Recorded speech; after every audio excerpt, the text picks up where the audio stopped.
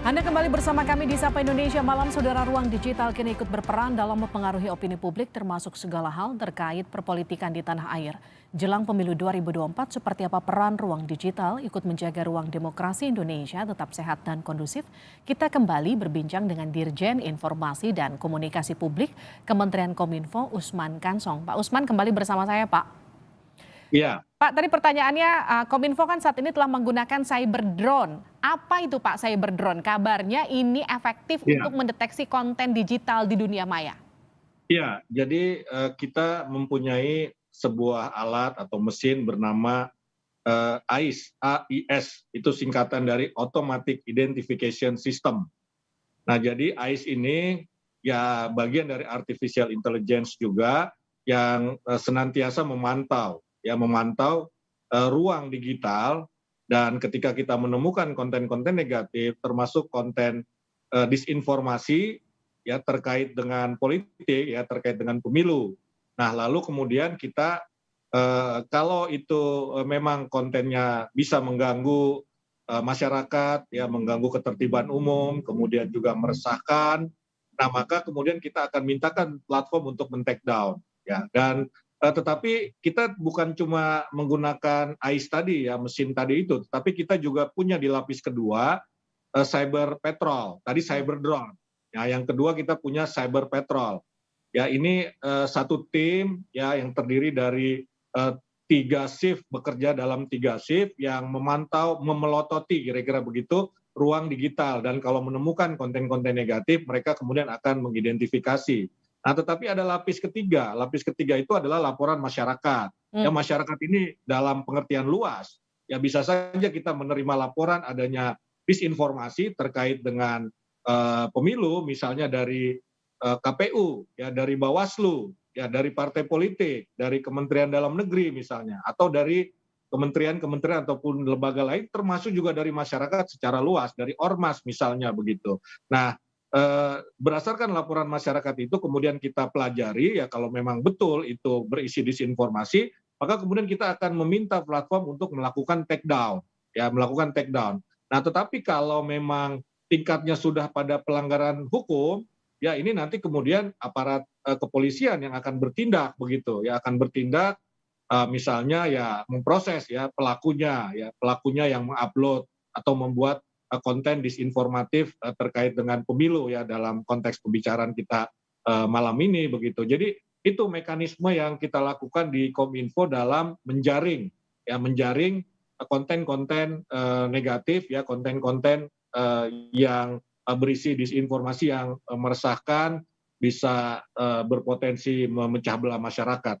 Oke, Pak Usman, kan kalau saya lihat dari data yang saya punya nih Pak, koreksi kalau saya salah ya Pak. Ini di 2019, tepatnya dari 2018 Agustus sampai 30 September 2019. Artinya sepanjang rentang penyelenggaraan pemilu yang periode kemarin itu ada 3.356 hoax paling tidak. Ya, Nah, dengan penyaringan berlapis seperti yang tadi sudah disiapkan oleh Kominfo, seberapa efektif ini bisa menekan sebaran hoax di pemilu mendatang nanti?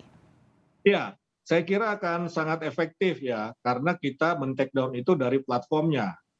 Dan biasanya disinformasi itu beredar dari grup-grup ya, grup-grup WhatsApp misalnya atau Telegram, tetapi ketika dia sudah kita take down dari platform, maka ketika dia mau mengakses tidak akan mendapatkan informasi atau disinformasi itu begitu. Jadi sangat efektif dalam menekan persebaran hoax ya. Apalagi kita tahu satu hoax itu persebarannya bisa banyak, ya bisa banyak.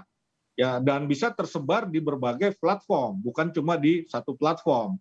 Nah, karena itu mekanisme take down ini akan sangat efektif ya untuk menekan persebaran hoax, tetapi bisa juga efektif dalam mengurangi hoax-hoax baru yang muncul. Ya, misalnya waktu COVID kemarin ya, kita ini rajin memantau dengan cyber drone ruang digital dengan 3 mekanisme yang saya sampaikan tadi, ya maka lama-kelamaan hoax-nya itu tentang COVID itu menurun. Ya sekarang ini paling dalam satu hari hanya 1 atau 2 disinformasi atau hoax tentang COVID begitu. Karena memang begitu muncul kita take down, begitu muncul kita take down begitu kan, sehingga barangkali si pembuat kemudian ya capek juga barangkali ya begitu. Akhirnya mereka tidak memproduksi lagi ya karena kita terus memantaunya. Bahkan dengan adanya penegakan hukum ini bisa menghasilkan efek jerah.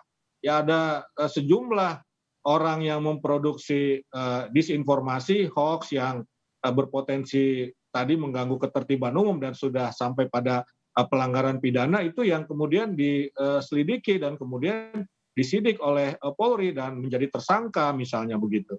Oke, Pak Usman, kalau kita bicara soal konten-konten yang bernuansa politik identitas itu kan konten yang cenderung lebih mudah disebarkan oleh masyarakat, menarik perhatian masyarakat lebih cepat. Bagaimana kemudian peran Kominfo untuk mengantisipasi hal ini? Bagaimana kemudian masyarakat bisa diikutkan, disertakan untuk berperan serta bersama untuk oke, ini udah pasti hoax. Saya bisa ngeceknya ke sini atau ini hoax atau bukan ya? Saya ngeceknya kemana? Itu seperti apa peran Kominfo untuk mengikut sertakan masyarakat? Iya, jadi kita dalam hal ini bekerja sama dengan masyarakat secara luas, misalnya dengan Ormas, dengan NU, dengan Muhammadiyah, dengan Majelis Ulama, dengan PGI, dan organisasi-organisasi keagamaan dalam memberikan literasi digital. Kita juga misalnya menyampaikan cara praktis begitu ya, untuk mengidentifikasi apakah satu informasi itu hoax atau bukan, dengan rumus to good to be true or too bad to be true begitu. Jadi kalau satu informasi terlalu bagus untuk benar, atau terlalu buruk untuk benar, ini patut kita curigai ini hoax. Langkah kedua, kita harus mengeceknya ke media mainstream. Kalau media mainstream itu memuat, itu biasanya itu ya benar, bukan berita bohong begitu. Tapi kalau media mainstream tidak memuat, ataupun kalau memuat dia memberikan catatan, itu maka bisa disampaikan, bisa dikatakan itu hoax. Nah yang kedua, kita juga bekerja sama dengan media mainstream. Dalam arti kita mengamplifikasi cek fakta yang dilakukan oleh media mainstream. Media mainstream ini kan banyak melakukan cek fakta ya terhadap informasi-informasi yang mencurigakan tadi. Lalu kemudian media mainstream membuatkan kontra narasinya dan kami melalui kanal-kanal yang kami miliki, baik di Kominfo maupun di pemerintahan lain, di lembaga dan kementerian lain, ini kemudian menyebarkannya, mengamplifikasi untuk memperluas informasi bahwa satu informasi itu melalui mekanisme cek fakta yang dilakukan oleh media adalah sebetulnya informasi bohong begitu. Nah, ini saya kira akan membantu masyarakat ya untuk mengidentifikasi apakah satu peristiwa hoax atau tidak. Ya bahkan ada juga masyarakat yang kadang-kadang karena dia punya akses ke saya atau ke teman-teman di Kominfo biasanya langsung bertanya juga, ini hoax bukan ya begitu ya. Biasanya kami langsung melakukan pengecekan dan kita sampaikan secara personal kepada yang bertanya itu begitu. Dan di Kominfo, di kominfo.go.id itu ada namanya aduan konten.id begitu. Jadi bisa saja tanya di situ begitu. Kirimkan ini kami dapat informasi ini. Ya ini benar atau tidak ya, maka kita akan coba menjawab dalam kesempatan pertama. Oke, Pak Usman, bagaimana kemudian mengajak publik untuk mengisi ruang digital dengan konten-konten yang lebih positif? Kalau misalnya tadi kita bicara soal mereka yang lebih mudah terhasut, itu memang informasinya terkesan lebih menarik buat masyarakat. Tapi bagaimana kemudian kalau peran Kominfo mengalihkan itu menjadi konten yang lebih sejuk, lebih positif, yang kemudian bisa dibangun di tengah masyarakat? Upayanya seperti apa?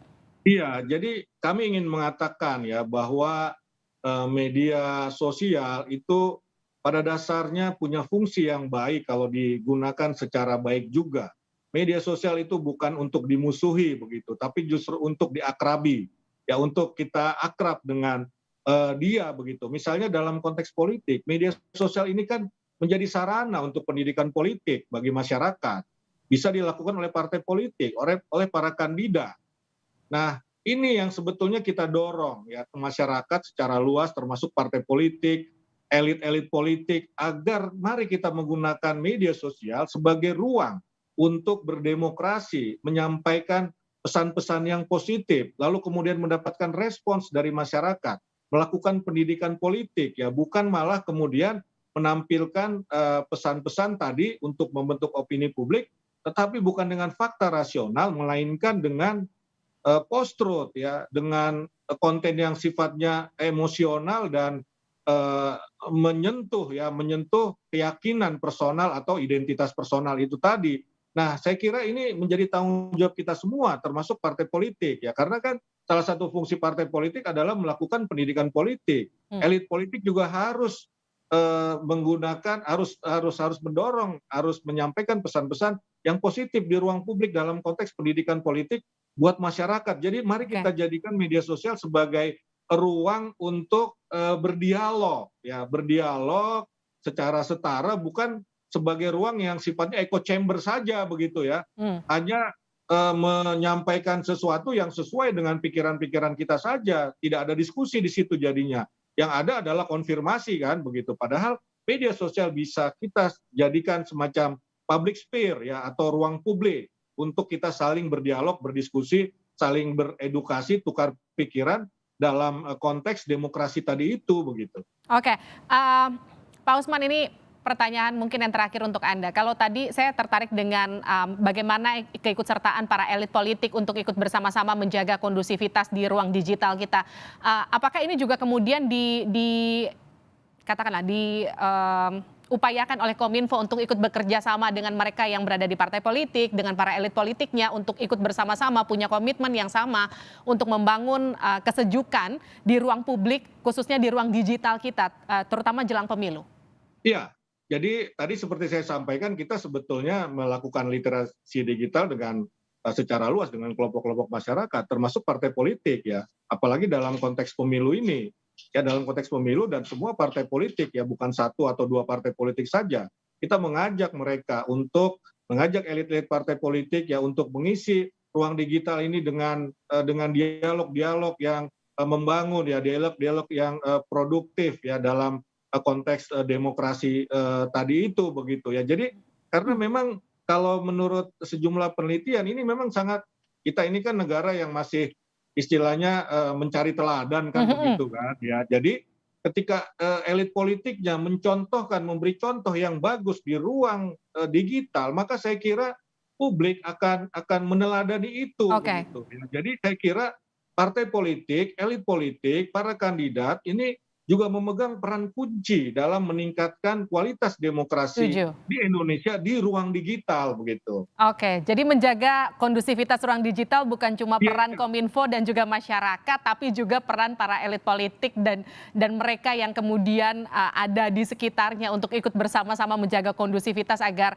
situasi perpolitikan kita sampai 2024 mendatang akan tetap sejuk, begitu kira-kira Pak Usman? Iya, jadi begini ya, kita ini kan mengetahui bahwa situasi dunia tidak sedang baik-baik saja, baik dari sisi ekonomi maupun geopolitik. Nah, jangan sampai di dalam negeri situasi kita kan relatif baik, pertumbuhan baik, inflasi juga 1 digit 6% begitu kan, bisa kita tahan.